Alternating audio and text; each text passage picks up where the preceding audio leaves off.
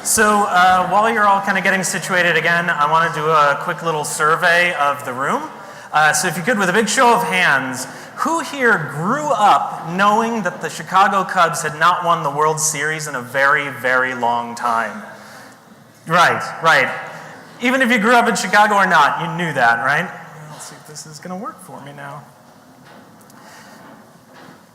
There we go.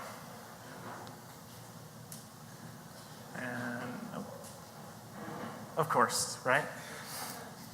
Okay, so I knew that I could safely phrase that question to ask who has grown up knowing this because estimates put the number of Americans that were alive, not witnessed, but were alive the last time the Cubs won the World Series at about 100 people.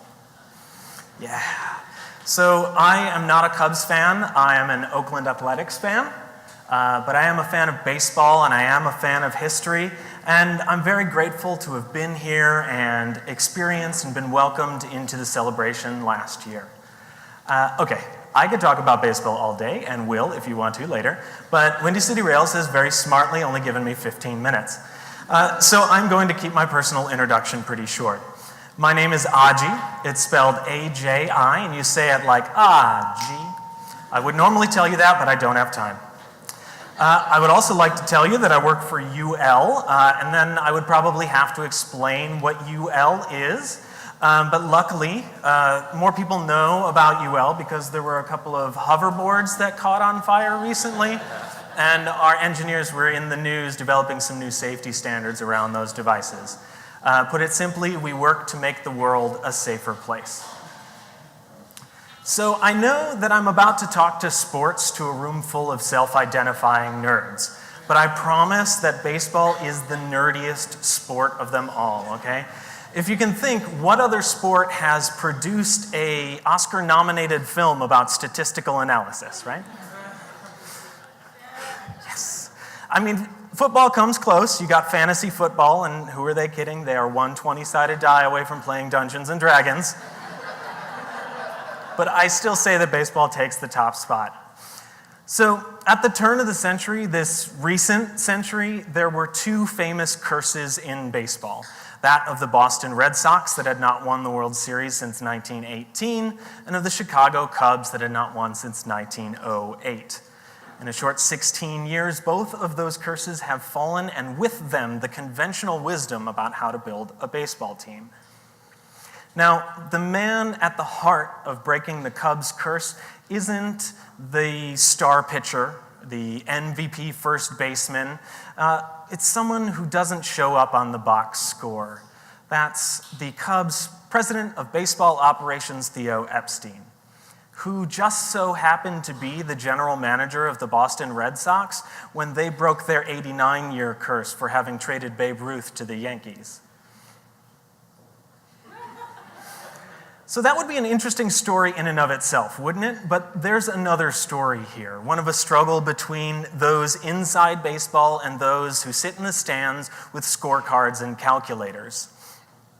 That's right. Yeah, that is me at Guaranteed Rate Field doing a handwritten scorecard on my iPad Pro because I'm cool. And because you asked, the A's beat the Sox 5-3. Now, most of you have probably heard of Moneyball, the 2003 book, an eventual movie. At first, I thought this talk was going to be about this guy. Oh, sorry.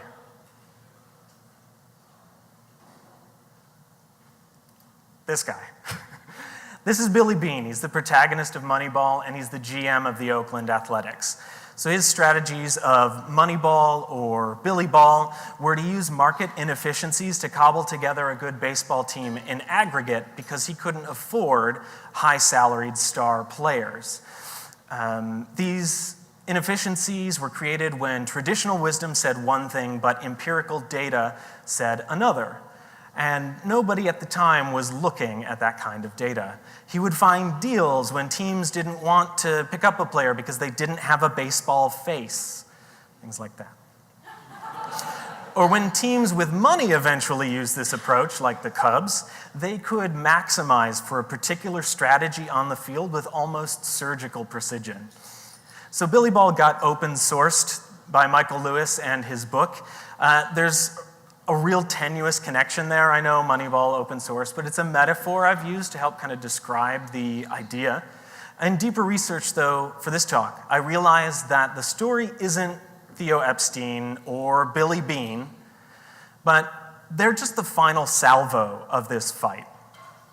Because the truth is, neither of them invented advanced baseball analytics.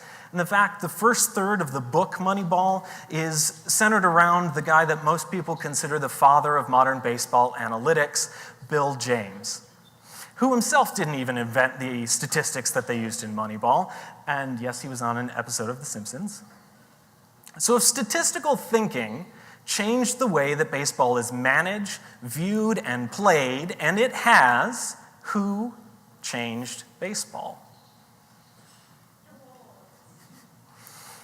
It was a small community of obsessed numbrophiles working for free, sharing their research with each other for an opportunity to improve baseball for the insiders and for the fans alike. And it's a lot less of a stretch for me to call those people an open source community. So I want to tell you a brief history and maybe spark an interest in seeing where else these ideals we espouse could create some positive change. Because these ideals exist outside of software.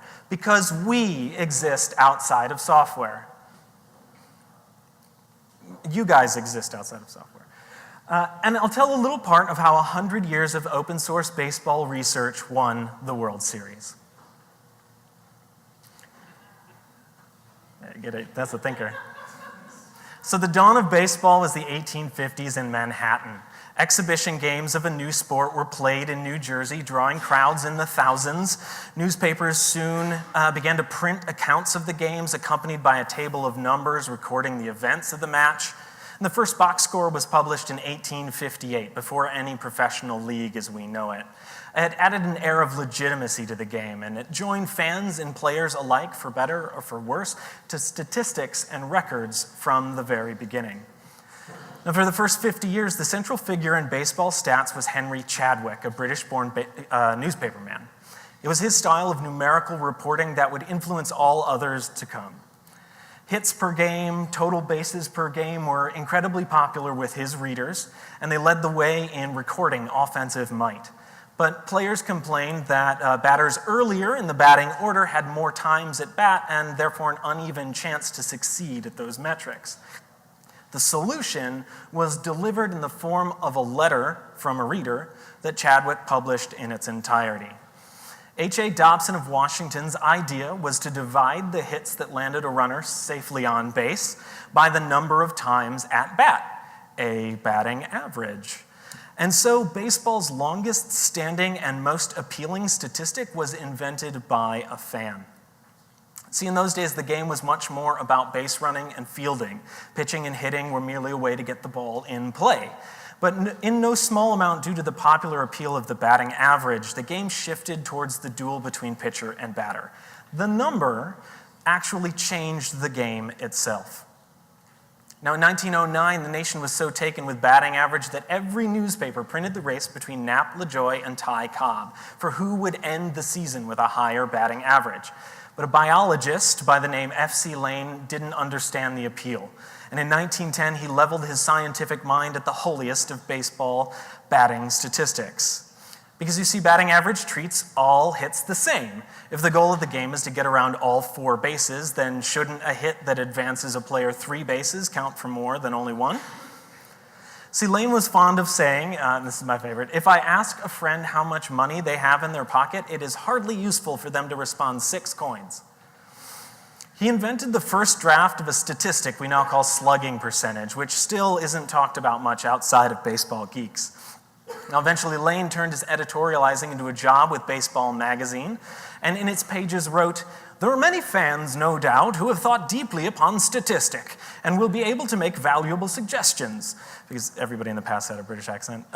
Baseball magazine will be only too pleased to give publicity to any such helpful suggestions. Letters poured in from around the country. J.H. Hamill of Montana developed a new batting average. Didn't catch on, but it's not important. F.M. Thayer of Texas changed the way that we look at base stealing, and so many more. See, Lane had asked, and the community answered back. We're going to jump forward a little bit, and we're going to land squarely in the 1970s. We're going to come face to face with a Kansan who studied literature and economics, and after washing out of grad school, became a night watchman at a Stokely Van Camp pork and beans factory. The long night gave him plenty of time to play with his numbers. He advertised with a 1-inch ad in the Sporting News, and Bill James sold 75 copies of the 1977 baseball abstract featuring 18 categories of statistical information that you just can't find anywhere else. The annual book consisted mostly of stream of consciousness rants, if the length of the title is any indication, next to pages upon pages of numbers. But hidden among the columns and rows was James' core point, that the eye could not be trusted to give you an accurate evaluation of a player, and the eye of big league scouts, most often failed former players, was all that the major league clubs were using. James spent years trying to use his small platform to influence those major league teams. He was convinced his analytics could build a better baseball team and even a better baseball, full stop. But he wasn't part of the old boys club of pro ball, and by 1988 stopped publishing the baseball abstract, citing burnout. It's starting to sound more and more like our open source community, isn't it? See, in 2003, the Boston Red Sox took notice of the Oakland A's and what they were doing with a much smaller budget and tried to hire away Billy Beane. Bill Beane turned them down, and they hired Bill James as an advisor to a new general manager, Theo Epstein. To think that their outsider's perspective on baseball analytics was not the dominant narrative in the room would be naive. But the Red Sox were already a pretty good team when James and Epstein arrived, so in 2011, Epstein left for the Cubs, saying, quote, "I was ready for the next big challenge." And he built a team from the bottom up, right? Making the Cubs good, that's a challenge, right? Yeah. Bill James is just one of many outsider statisticians that have been snatched up by major league teams. More and more leaders in the community are moving their ideas behind closed doors, all in the name of competitive advantage.